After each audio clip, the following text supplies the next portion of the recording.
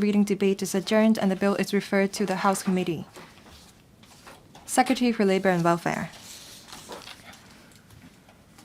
President, I move the second reading of the Social Workers Registration Amendment Bill 2022, the bill. The objective of the bill is to improve the governance of the Social Workers Registration Board, the board in short, to ensure that the board would act in public interest and foster progressive development of the social worker profession. Registered social worker, RSWs, shoulder social and professional responsibilities towards the client with whom they have frequent contacts during the course of service delivery. They have the trust of their clients and exert on them significant influence.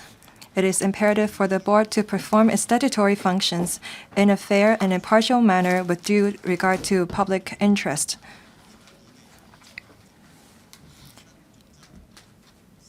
The Social Workers Registration Ordinance, the ordinance empowers the board to handle registration of social workers, disciplinary control, and related matters. Apart from being empowered by law to handle registration of social workers and disciplinary matters, the board, in exercising its public powers, bear responsibilities towards the clients of RSWs and the community as a whole, and has a duty to safeguard national security and act in public interest. Noting that the board's conduct and decisions in recent years have seriously deviated from the spirit of the ordinance in the areas of social worker registration, disciplinary control, and professional development, the government considers that there is an urgent need to improve the governance of the board so that it can more effectively protect public interest and safeguard national security. In this connection, the government proposes the following amendments to the ordinance. First, the bill will expand membership of the board for broader and more balanced participation. I wish to stress that upon the board's reconstitution, RSWs will continue to account for more than half of the seats of the board, with at least 14 RSWs among the 27 members. On the premise of ensuring professional self-regulation, the government will appoint RSWs of diverse backgrounds, positions to the board to complement board members returned by election, such that different voices within the social work profession will be brought into the board and reflected in its decisions. In addition, appointing more members from other professions and prominent personalities from different sectors of the community will bring in a broader, more diverse and balanced participation in the board to provide the checks and balances required for ensuring that public interest will be safeguarded. Second, the bill will enable prompt removal of RSWs convicted of serious offenses.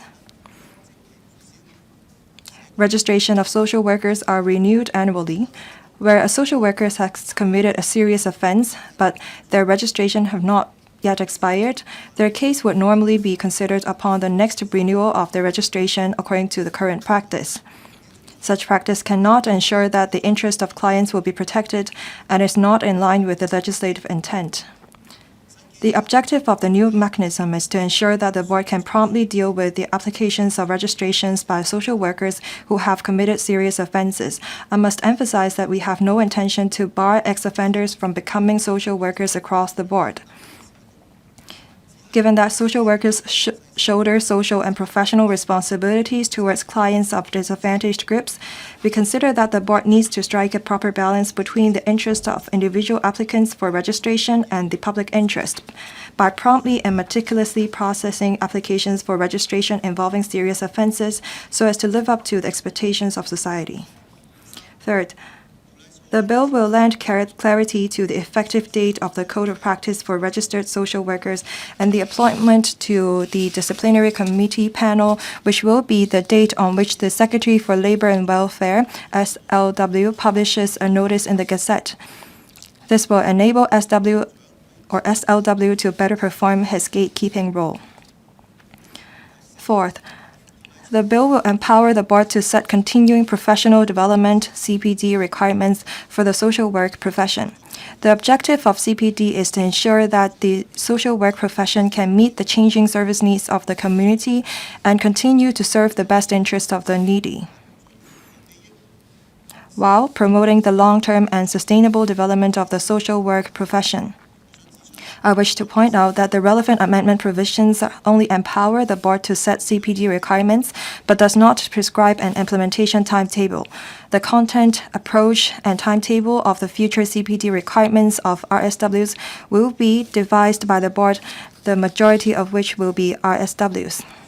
I believe that the board will strike a balance among factors such as the sector's manpower and workload situation, as well as professional development need, in taking forward the work on this front in a pragmatic and orderly manner with a view to promoting the long-term development of the social work profession. Fifth, the bill will require all members of the board to take an oath.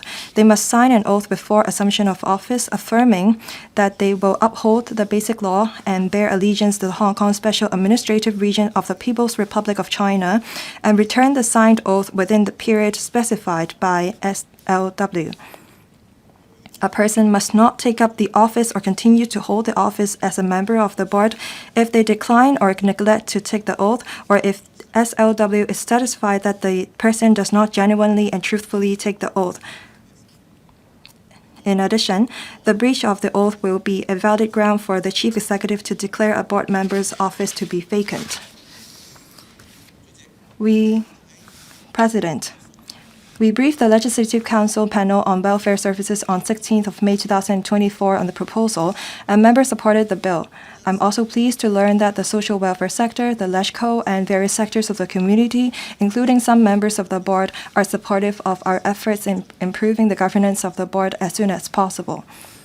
The government will fully complement the work of the LegCo in scrutinizing the bill with a view to seeking member support and early passage of the bill in order that the board will be put back on the right track the soonest possible. Thank you, President. I now propose the question to you that the aforesaid bill be read the second time.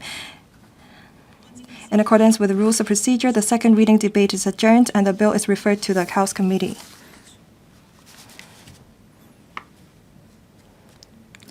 This Council resumes the second reading debate on the Inland Revenue Amendment Tax Concessions and Two-Tiered Standard Rates Bill 2024.